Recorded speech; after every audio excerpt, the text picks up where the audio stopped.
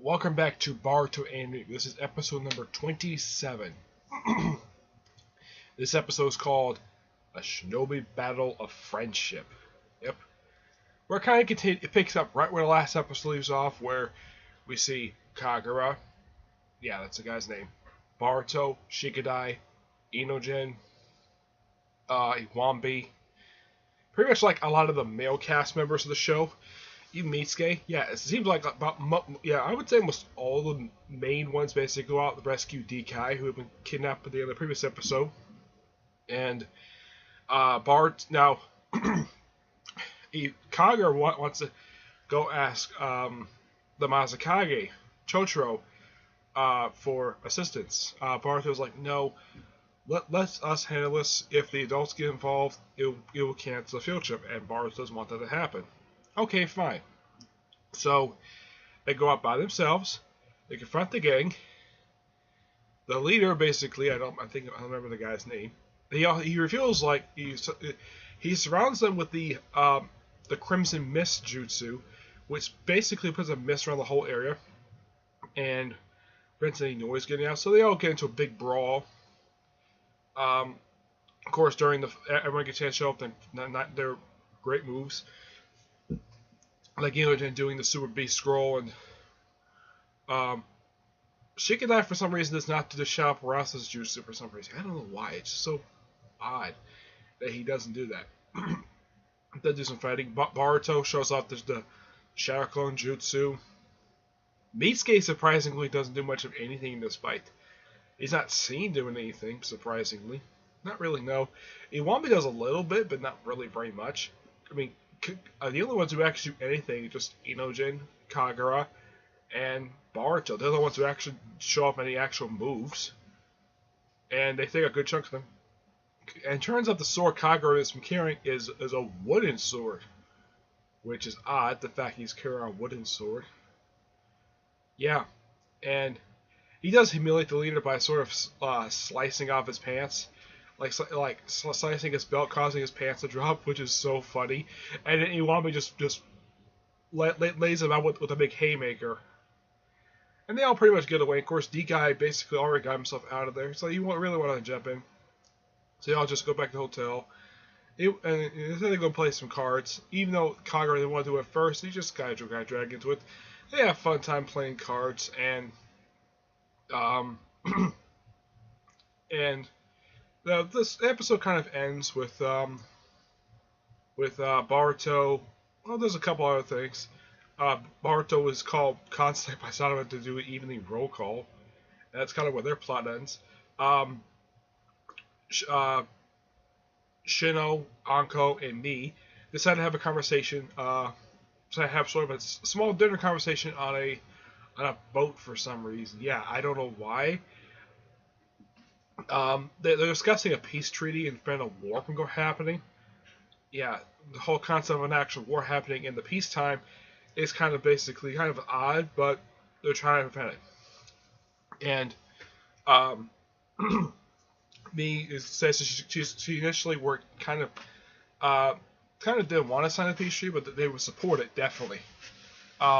And according to, like, if the Land of Waves, I think it's the Land of Waves, I think it's all over this one middle sea area, if there's a war, that means that the Hidden Leaf will have to get involved, and of course, the Hidden Mist will get supported.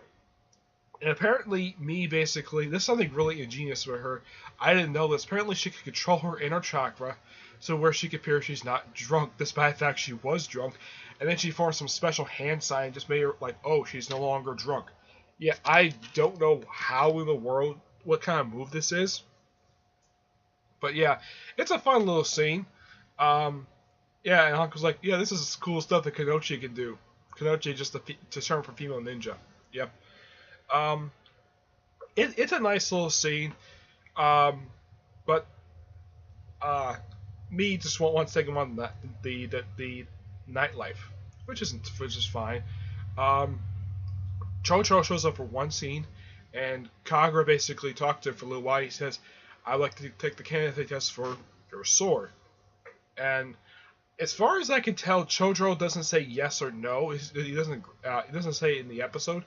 I'm sure he probably agrees to. He probably agrees to his request. No problem, because this is something he wanted him to do. Okay, and then we finally get a chance to see kind of what the leader of this group of bad people in the Hidden Mist, basically, and he looks like a very white-skinned version of Kasime, one of the former Seven Swords of the Mist. You know, as I know this because he decided to form two gills on his cheek. Oh yeah, and he actually slits the throats of the uh, the guy who was a classmate of Kagura. Yeah, slits his throat right in the warehouse. I'm glad the fact that it shows graphically. It's like, oh yeah, he puts his sword to his throat, and then basically you see blood lie on the ground. So basically, yeah, this guy just killed off a character who've been seen the past few episodes for allowing Dekai to escape. Yeah, it's never really specified exactly, like he failed. I'm not really sure what it was, but yeah, he failed. And next episode looks like that Kagura and Boruto are going to fight this guy in the next episode, which is called Declaration of War. This is a pretty good episode. It did wrap up the whole minor storyline with Kagura's former classmate. Oh yeah, they revealed that, I thought this was really interesting, the fact he's the grandson of the fourth Masakage, which I'm like, okay, that kind of makes sense. He does bear a striking resemblance to him. I've seen pictures of the guy. I've seen him in the Naruto Shippuden anime. I've seen a couple times in the manga. So yeah, I wonder if they revealed that Sadara's uncle was the one who killed him by accident, or the fact that or they could reveal to Boruto that, like Naruto, the fourth Masakage was the host of a tailed beast. In the case of him, it was the three-tailed turtle. Yep. I don't remember the turtle's name. Yeah, it's kind of an interesting little thing. It doesn't throw Boruto off for a loop. It's like, oh, he doesn't like disrespect him just because he's the grandson of four Masakage. I mean, he's kind of the same boat he's in. Basically, people tend to think that people think that he might be given like special treatment. He doesn't want it. So Boruto basically sympathizes with him with the whole thing of, well, being related to like one of the Kage and trying to live up to his reputation. I wonder if Shikadai feels the same way, because his grandfather, his uncle, were and were the fourth and fifth Kazakages, respectively. His grandfather was the fourth one. His uncle Gara is the fifth one, and the current one right now. Yep.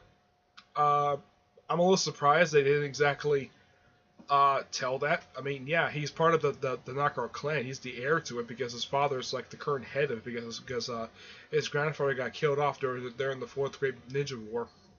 I wouldn't be surprised that somehow they had this. I heard a rumor that there could be a fifth Shinobi War, a fifth Great Ninja War. It'd be something, but I highly doubt it could be of having all the nations fight each other. Yeah, it's probably going to be them fighting Kagura, the Rabbit Demon's people. That's probably what the next war is probably going to entail. That's just a theory, but that'll probably be settled probably a few years later, few years down the line. But yeah, this was a pretty good episode. I gotta talk about this. This I thought was really interesting. After 26 episodes of the same opening theme song and visuals, they changed the opening title with this one, and it's all about Boruto. And they also show off like all the characters of the show, like every single one that appears in the show, in sort of a montage, which is great. And they even changed the end credits, which they have been the same since the end of the Sadara arc. Excuse me. So yeah, they changed the end credits too, which is interesting to change that. So, and also Kagura for some reason is added part of the opening titles. Is Kagura become a regular character in the show? I don't know. It just introduces this very arc. I wouldn't mind it. I mean, after all, they've had a recurring character before from the Mist Village, basically Chotaro.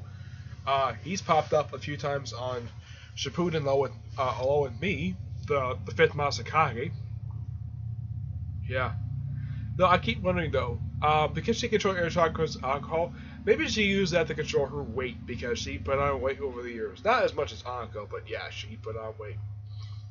Okay, so that's really it for this episode.